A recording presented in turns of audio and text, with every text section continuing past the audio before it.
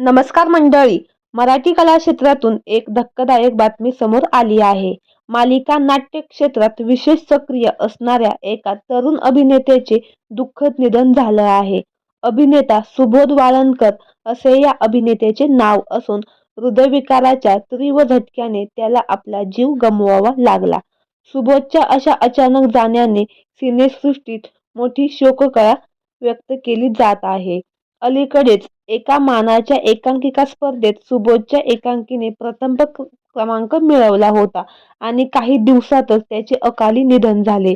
अभिनेते, दिग्दर्शक आणि सांस्कृतिक कला दर्पणचे चंद्रशेखर सांडवे यांनी सुबोध यांच्याविषयीचे एक वृत्त शेअर केले आहे.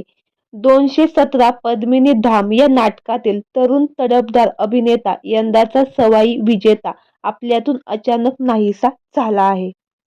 3 फेब्रुवारीला त्याने अखेरचा श्वास घेतला. 25 जानेवारी रोजी पार पडलेल्या सवाई एकांकिका 2024 मध्ये सर्वोत्कृष्ट सवाई एकांकिके मान डोंबिवली क्राऊड नाट्य संस्था आणि स्टोरिया प्रोडक्शन या दोनोंच्या चिनाब से रवी तक या एकांकिका बडवाई राज्य सुबोधने महत्त्वाची भूमिका साकारली होती. गुलजार यांच्या रावी पार या कथेवर आधारित ही एकांकिका फाळणी दरम्यान चिंबातून निघालेल्या एका ट्रेनमधील विवाहित जोडप्यावर बेतलेली आहे. याशिवाय त्याने 217 पद्मिनी धाम, बॉम्बे 17 या नाटकांमध्ये काम केले आहे.